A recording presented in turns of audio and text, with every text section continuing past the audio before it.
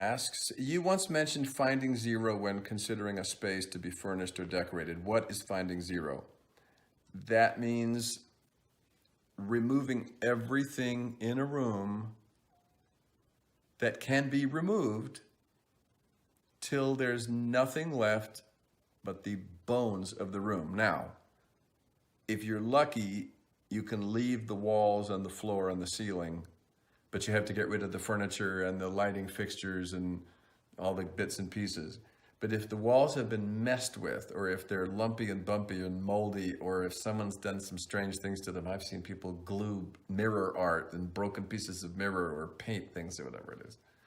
Then you have to strip the walls too, and you have to put, I sometimes just put big pieces of, yes, I said pieces. I sometimes just staple big sheets of white paper. You got to get it pure and pure. And so if the floor is gnarly and bumpy and nasty and rotten, you have to pull it up and get rid of it and put down some nice plain plywood that's just plain and neutral. But it's getting it to its absolute pure essence where there's nothing going on to distract you from what the room is. Then you go forward from there. It's getting it, it's just carving all the junk off. So it'd be like if you saw somebody come off a stage and they had a wig on and makeup and a costume and you wanted to see who that person really was, you take off the wig, wash off the makeup, take off the clothes, give them a bath, and then sit them over on the floor naked and say, now I've got zero. That's what I've got. And imagine how most people would fight you if you tried to get them to zero, because zero is the essence of who you are. And that's why it's important. Fatima asks, or is it Fatima? Did you devise the various Maposian customs and other various nuances of Balki's character? In the main, yes. Certainly what you saw in terms of the dances and the chants and all that.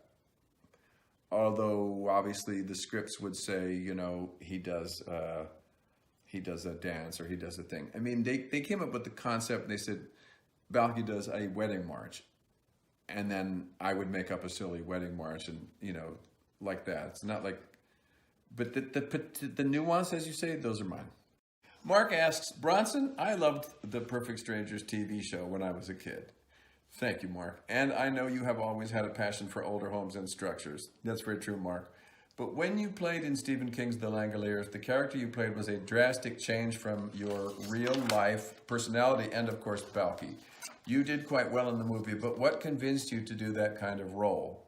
Well, you've already answered the question in a sense. Obviously, I thought this will be a big departure and everyone will see that I'm awesome.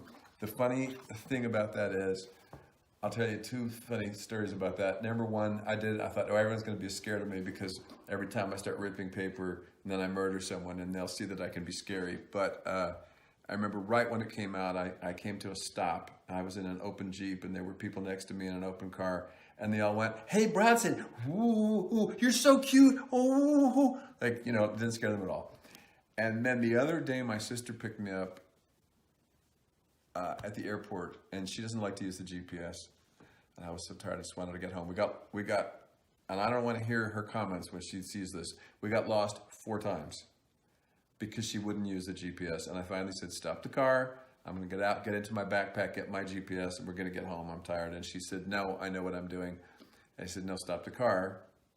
And she said, no, I know what I'm doing. And I said, in the biggest, loudest voice you ever heard, stop this car right now, or I will get out of the moving car and I will thumb for a ride home. And there was a long pause and she said, well, that was a lovely visit with Mr. Toomey. Now, can we just get on with this? Libby asks, how important is the land surrounding an old house? It's incredibly important. And that's the first thing that goes, sadly. In times past, in general, houses had a lot more land, and so then the house was set off, and look at old primitive, especially primitive watercolors of early American houses. They're always just perched, and there's not a lot of stuff around them. There's not a lot of bushes and hedges up against the house. They're pure in the landscape. Now as time has gone on and people encroach and they crowd in. If it's too crowded, you have to find a way to recontextualize the house, like pick it up and move it to give it space again. You can see oftentimes in old cities, you can see a house that used to have, even in Rome, for instance, there's a temple called the Pantheon that over the centuries, the street has gone higher and higher and higher. It used to have several steps leading to it, and now I don't think it has very few, if any, because the street's gotten higher and higher as they redo it, and it doesn't sit the way it used to sit, and the buildings near it are too near. So the land is important. It's the first thing to go. It's the first thing to go. And then the house isn't what it was meant to be, because a lot of, especially country houses, were meant to kind of have a serene outlook all around them. And that gets taken away. Is it possible to properly, quote, save or, quote, preserve an old place if it is robbed of the surrounding land? No, it isn't. But as I say, you can deconstruct the house and reconstruct it somewhere else, or you can move it, or in extreme cases, you can deconstruct it and rebuild part of it. The most important thing to remember is to be able to visualize what it was, and then try to recreate that as best you can. I mean, there are many examples of very successful houses that have been moved miles because the land around them was compromised, and then they pick it up and move it, and it's wonderful. But a house in a setting is like an actor on a stage. You have to have the actor on the stage, and then you have to have some room, and then you have the people watching. You can't just have the people right up against, then that's not theater anymore. It's like you need some room. Gwyn, age 10, asks, do you like being popular? Well, I'll tell you something. There's different types of kinds of being popular, and one of them is nice, and one of them is The nice way of being popular is if you are popular in a group of people because you bring something positive and fun to the room, that's great. I think you might mean, do I like being popular as a performer? And I'm not anymore, but when I was, I'm telling you, it wasn't that pleasant. You had no privacy, people staring, people coming up and stepping on your friends, stepping on them to get your autograph, and being kind of rude if you didn't do what they wanted, or like really rude, or saying if you're getting on a plane and you don't sign an autograph because you've got suitcases and you're nervous, yelling at the top of their lungs, I hope the plane crashes, and stuff like that. So that kind of popularity, I don't know any actor that really likes it. The only thing to like about it is it reminds you that you're doing well in your career. But that kind of crazy popularity where people are staring every second, and nobody likes that. That's weird. But real popularity, like popular in a group of people, or if you're giving a talk or you're teaching a class and the students really understand, and that's good popularity. So there's good and bad popularity. Age 14 asks, how was the first big audition you went on? I guess the first big audition I went on was for the play that launched my career. And the character was supposed to not be funny. And the director said, okay, so go ahead and do it. And remember, he's not funny. And the casting director said audibly, that's not gonna ever happen with him.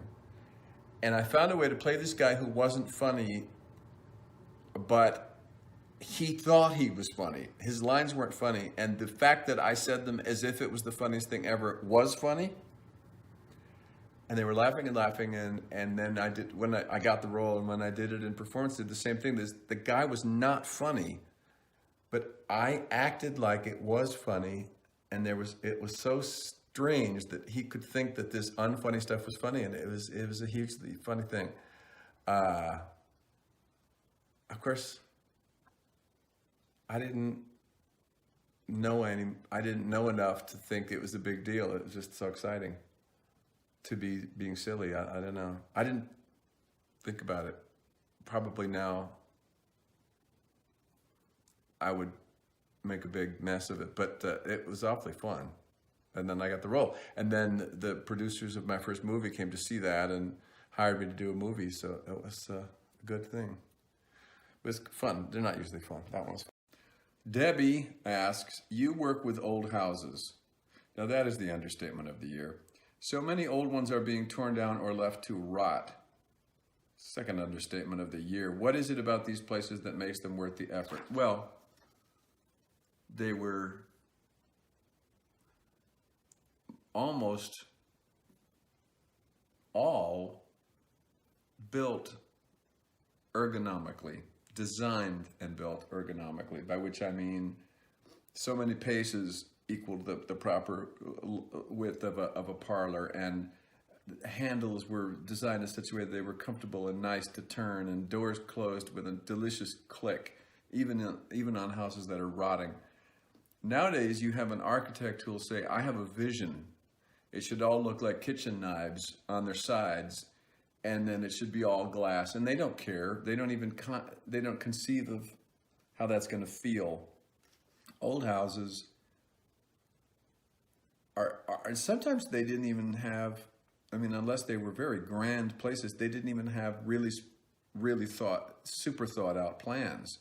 It was just, I want 2 nice parlors and a center hallway and 3 bedrooms. And then the builder would say, well, this is a nice proportion for a bedroom, and this is a nice, and the windows should be there and everything. They're all completely based on human use and needs and proportions. Whereas now, you go into a house in Bel Air or something, and it's got an entryway 3 stories high just to show that the people are rich. Nobody is 3 stories high.